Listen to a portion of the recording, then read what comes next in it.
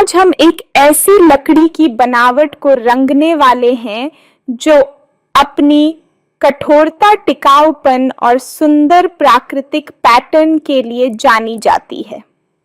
इसकी सतह पर मौजूद महीन और घनी लकीरें इसे बेहद आकर्षक बनाती हैं। इसलिए आज हमारा उद्देश्य है कि हम रंगों की मदद से इस लकड़ी की बनावट को यथासंभव वास्तविक, गहरी और जीवंत दिखाएं। ध्यान रहे कि लकड़ी की बनावट में सबसे महत्वपूर्ण है स्ट्रोक्स की दिशा, शेडिंग का संतुलन और रंगों का लेयरिंग। तो चलिए बिना किसी रुकावट के शुरुआत करते हैं। सबसे पहले हल्के भूरे रंग से पूरे क्षेत्र में एक समान बेस कोट लगाएं। स्ट्रोक्स लंबे और एक दिशा में रखें, जैसे लकड़ी के प्राकृतिक रेशे होते हैं।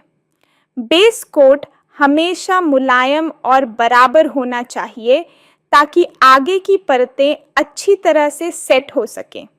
यह पहला चरण सरल लग सकता है, लेकिन अगर यह सही नहीं हुआ तो आगे के सभी रंग अधूरे लगेंगे, इसलिए इसे ध्यान से करें।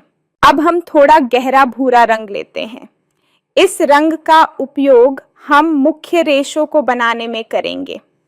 लकड़ी की प्राकृतिक बनावट में रेशे हमेशा थोड़े अनियमित, घुमावदार और अलग अलग मोटाई के होते हैं।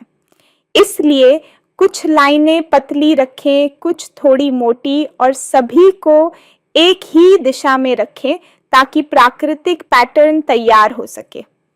कोशिश करें कि ये स्ट्रोक्स बहुत ज्यादा तेज या कठोर न दिखें।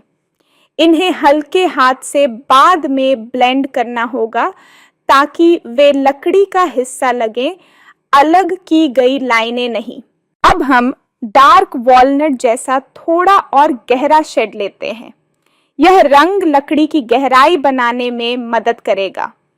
उन जगहों को चुनें जहां आप महसूस करते हैं कि रेशे एक दूसरे के करीब हैं या जहां लकड़ी के पैटर्न में मोड़ आता है। इन जगहों पर गहरा रंग लगाने से टेक्सचर ज्यादा वास्तविक और ठोस लगेगा। ध्यान रहे कि गहरे रंग का उपयोग सीमित मात्रा में करें। अगर आप हर जगह इसे लगा देंगे तो लकड़ी का प्राकृतिक पैटर्न खो जाएगा और सतह बहुत भारी दिखेगी। अब हम सबसे महत्वपूर्ण चरण की ओर आते हैं, जहां हमें लकड़ी की चमक और जीवंतता बनानी है। इसके लिए हल्का सुनहरा भूरा या हल्का पीला शेड लें। इस रंग को उन हिस्सों पर लगाएं जहां रोशनी पड़ने पर लकड़ी थोड़ी चमकीली दिखाई देती है।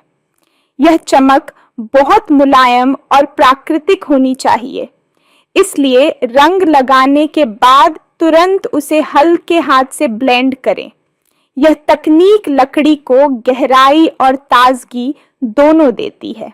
अब पूरे चित्र को थोड़ा दूर से देखें और समझें कि किस क्षेत्र में थोड़ी और गहराई की जरूरत है।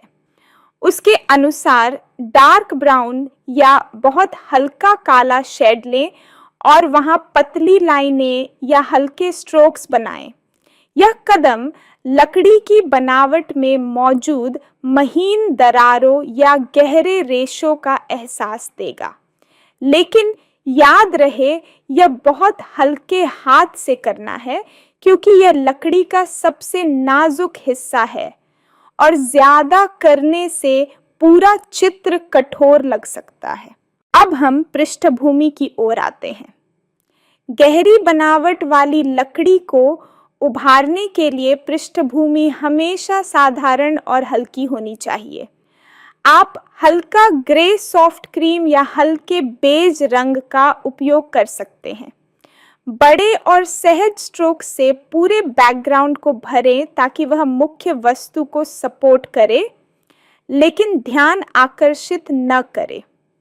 पृष्ठभूमि जितनी सरल होगी, लकड़ी की बनावट उतनी उभर कर आएगी। अब हम फिनिशिंग टच देते हैं। सफेद पेंसिल या जेल पेन लें और लकड़ी के कुछ हिस्सों पर बहुत पतली हाइलाइट जोड़ें। ये हाइलाइट उस चमक का प्रतिनिधित्व करते हैं जो सतह पर हल्की रोशनी पड़ने से दिखती है। हाइलाइट को कभी भी ज्यादा मात्रा में या मोटी लाइन में न लगाएं, क्योंकि इससे लकड़ी कम प्राकृतिक लगेगी। इसे बस हल्के स्पर्श की तरह जोड़ें। अंत में एक बार फिर पूरा चित्र देखें। अगर कहीं स्ट्रोक्स बहुत अलग दिख रहे हों तो उन्हें हल्के भूरे से ब्लेंड करें, और अगर कहीं टेक्सचर फीका लग रहा हो तो थोड़ी और शेडिंग डालें। उद्देश्य यह है कि पूरा लकड़ी का हिस्सा मजबूत, सूक्ष्म पैटर्न वाला और गहरी परतों से युक्त दिखे।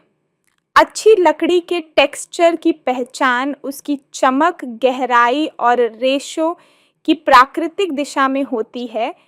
इसलिए सुनिश्चित करें कि आपका चित्र इन तीनों विशेषताओं को अच्छी तरह दिखाता हो।